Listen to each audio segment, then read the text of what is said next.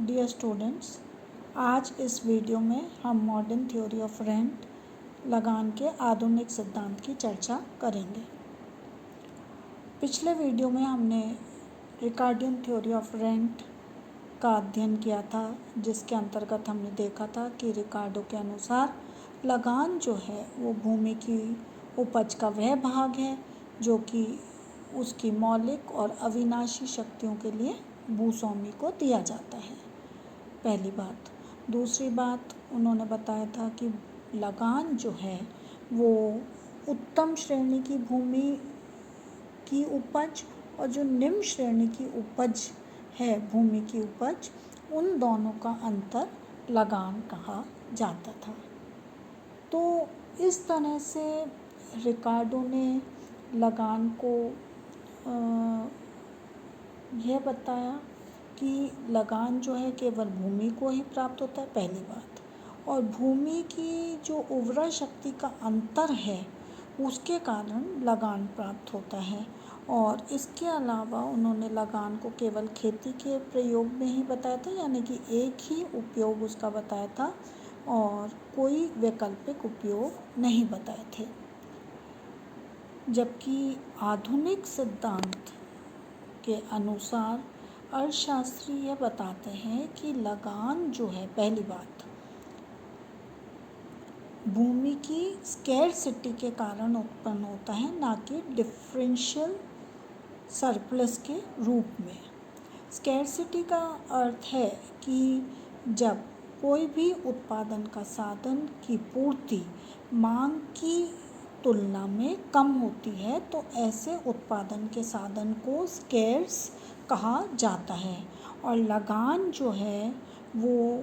Scarcity या सुलभता के कारण उत्पन्न होता है, अर्थात लगान की पूर्ति भूमि की पूर्ति जो है वो मांग की अपेक्षाकृत कम होती है, इसी कारण लगान प्राप्त होता है। अब आधुनिक अर्थशास्त्री कहते हैं चाहे वो भूमि समरूप हो या समरूप नहीं हो, ऐसी आवश्यकता नहीं है। लगान उनके अनुसार उत्पन्न होने का प्रमुख कारण स्कैरसिटी ही है। जहाँ रिकार्डो ने हमने देखा था केवल खेती के लिए ही भूमि के उपयोग को बताया था,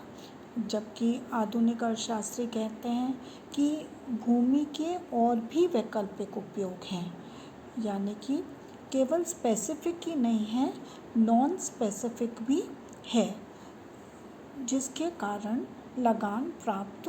होता है। जैसे सपोज़ हम इसमें, और ज़रूरी नहीं ये डिमार्केशन बहुत फिक्स्ड है,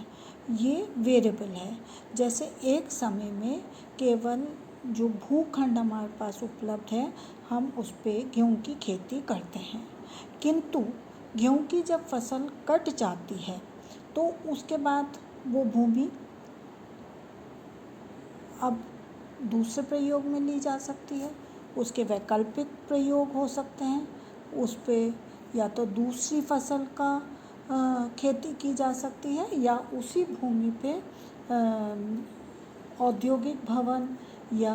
स्कूल का निर्माण या पार्क का निर्माण भी किया जा सकता है। तो इस प्रकार से हम देखते हैं कि भूमि के वैकल्पिक प्रयोग होते हैं, जिस कारण से लगान प्राप्त होता है। और आधुनिक अर्थशास्त्रों के अनुसार लगान जो है वो अन्य उत्पादन के साधनों को भी प्राप्त होता है, जिसमें भूमि की कैरेक्टरिस्टिक या विशेषता देखने को मिलती है। और उनके अनुसार लगान जो है वो वास्तविक आय और हस्तांतरण आय का अंतर है। तो अब आप हस्तांतरण आय और वास्तविक आय क्या है, जैसे उदाहरण के तौर पर हम बता सकते हैं कि एक व्यक्ति किसी उद्योग में कार्य कर रहा है, वहाँ उसको 200 रुपये प्राप्त होते हैं और अगर वह दूसरी व्यवसाय में जाना चाहता है, उसको वहाँ अगर 185 रुपये प्राप्त होते हैं तो 15 रुपये जो है वो आर्थिक लगान माना जाएगा। तो क्योंकि उसकी जो वास्तविक आय है वो 200 है और जो वैकल्पिक आय है वो 185 है, तो लगान हमने बताया कि वास्तविक आय और हस्तांतरण आय का अंतर है। इसी प्रकार जो आधुनिक अर्थशास्त्री हैं उन्होंने कहा इसके लिए अलग से सिद्धांत की आवश्यकता नहीं है। मांग और पूर्ति का जो सापेक्षिक शक्तियों का जो जिस पे अन्य सिद्धांत आधारित हैं वो इस पर भी लागू किया जा सकता है, क्योंकि जो मांग है किसी भी साधन की या भूमि की जो मांग है वो उसकी सीमांत आगम उत्पादकता पर निर्भर करती है, और सीमांत उत्पादकता जो है वो जैसे जैसे भूमि का प्रयोग किया जाता है उत्पत्ति ह्रास नियम के कारण निरंतर घटती जाती है। तो इस कारण से जो मांग वक्र है वो नीचे घटता हुआ होता है। तो इससे पूर्व कि हम मांग और पूर्ति का विश्लेषण करें, उससे पूर्व जो मान्यताएं ली गई हैं आधुनिक अर्थशास्त्रियों के अनुसार वो हैं कि एक तो पूर्ण प्रतियोगिता, दूसरी समरूप वस्तु का उत्पादन, और तीसरा भूमि जो है वो समरूप है, एक समान है, और उपजाऊ कम उपजाऊ का कोई अंतर हमें देखने को नहीं मिलता, यानी कि दूसरे शब्दों में भूमि को उन्होंने समरूप किस्म का माना है। इस चित्र में जैसे पूर्व में हम विश्लेषण कर रहे थे मांग और पूर्ति की सापेक्षिक शक्तियों का, तो मांग हमने बताया था कि जो मांग वक्र नीचे घटता हुआ होता है, क्योंकि उत्पत्ति ह्रास नियम के कारण जैसे जैसे भूमि का प्रयोग किया जाता है तो सीमांत आगम उत्पादकता जो है वो निरंतर घटती चलती है। और जो पूर्ति है वो हमने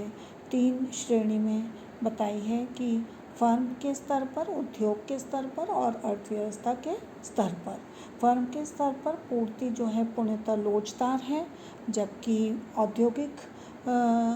आधार पर लोच कम है या पूर्णतः लेस देन परफेक्टली इलास्टिक है, जबकि अर्थव्यवस्था में पूर्ण रूप से बेलोच है या फिक्स्ड है। तो इन तीनों में पूर्ति में भिन्नता के कारण हम देखते हैं कि किस प्रकार से अलग अलग स्तर पर मांग और पूर्ति की सापेक्षिक शक्ति के द्वारा लगान निर्धारित होता है। जैसे हम पहला ए चित्र का अगर विश्लेषण करें तो जहाँ पूर्ति पूर्णतः लोचदार है तो इसमें मांग जो है जैसे जैसे मांग में वृद्धि होती है तो भूमि का उपयोग तो बढ़ता है, किंतु लगान स्थिर रहता है, या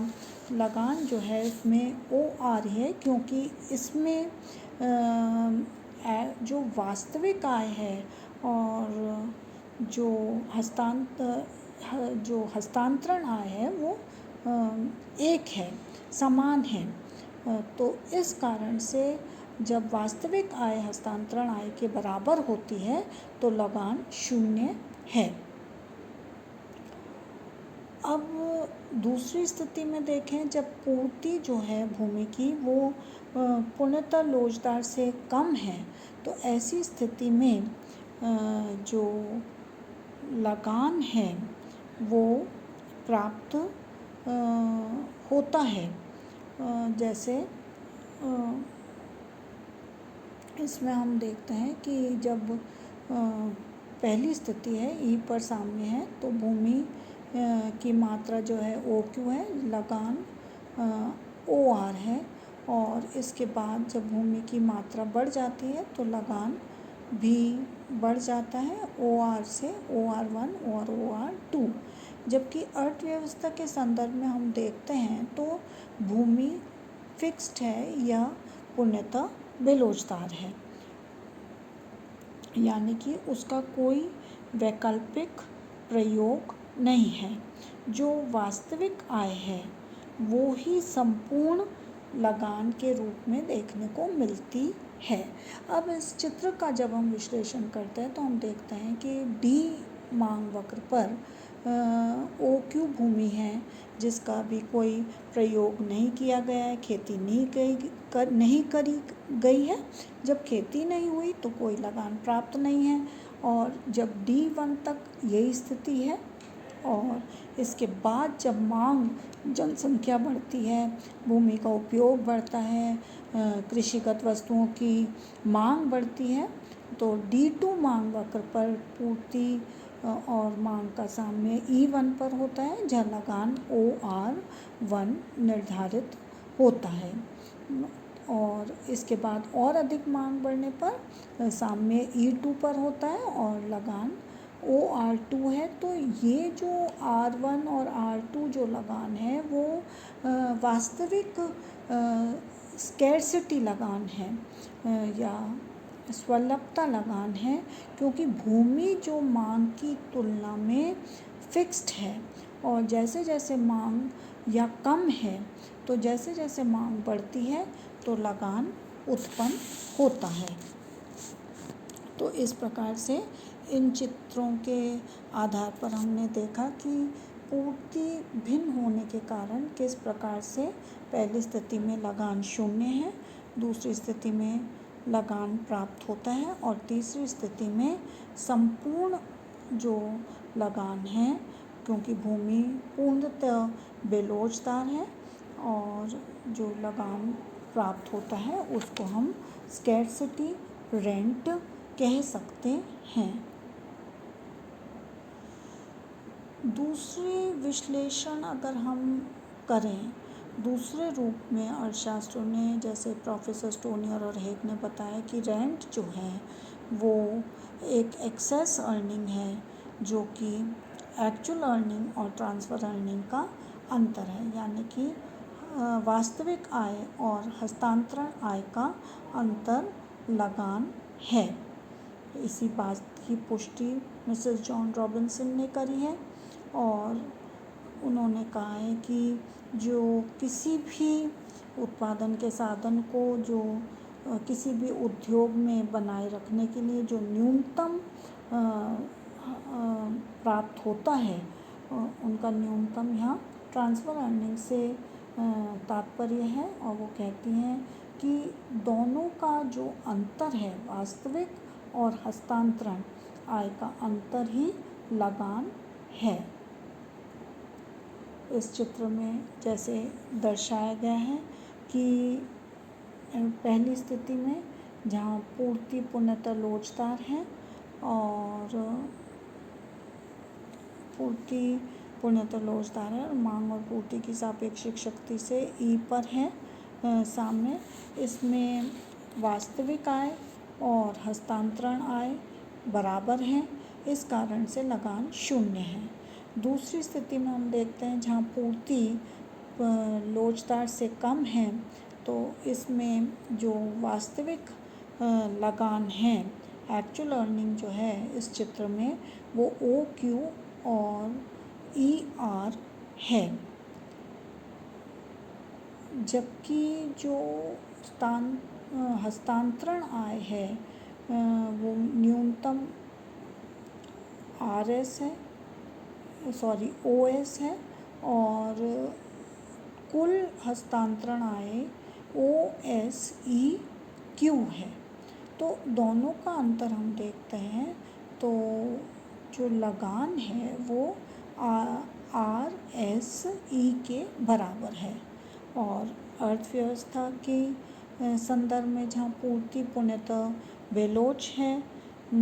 उसका कोई वैकल्पिक उपयोग नहीं है, तो जो वास्तविक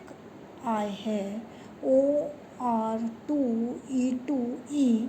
वो संपूर्ण लगान के बराबर है। तो इस प्रकार से हमने देखा कि किस प्रकार से जो आधुनिक सिद्धांत है वो रिकार्डो के सिद्धांत से ज़्यादा सफल है या ज़्यादा सुपीरियर है। क्यों? क्योंकि हम दोनों का अंतर करते हुए देखें कि जहाँ रिकार्डो ने लगान का कारण उर्वरा शक्ति का अंतर बताया था, वहाँ आधुनिक सिद्धांत के अनुसार लगान जो है वो सभी साधनों को प्राप्त होता है जिसमें भूमि की विशेषता पाई जाती है, और यह वास्तविक आय और हस्तांतरण आय का अंतर है। और इसके कारण जो प्रमुख कारण है लगान उत्पन्न होने का वो स्कैर्सिटी है। किसी भी उत्पादन के साधन को ये प्राप्त हो सकता है जिसमें मांग के तुलना में जब उस साधन की पूर्ति जो है तुलनात्मक रूप से कम होती है। और इसी प्रकार हम देखते हैं कि रिकार्डो ने जहाँ बताया कि लगान जो है कीमत को निर्धारित करता है, वहाँ आधुनिक अर्थशास्त्रियों ने बताया कि लगान जो है वो कीमत को संपूर्ण अर्थव्यवस्था के संदर्भ में प्रभावित नहीं करता, किंतु जब हम विशेष रूप से किसी एंटरप्रेन्योर को लेते हैं या उद्योग को लेते हैं तब वह कीमत को प्रभावित करता है, क्योंकि वह ट्रांसफ़र अर्निंग यानी कि हस्तांतरण आय से प्रभावित होता है। तो इस प्रकार से यह एक तुलनात्मक अध्ययन भी रहा जहाँ हम अर्थशास्त्रियों की इस बात की पुष्टि कर पाए कि जो लगान का आधुनिक सिद्धांत है डेफिनेटली रिकार्डियन सिद्धांत से ज़्यादा श्रेष्ठ है। धन्यवाद।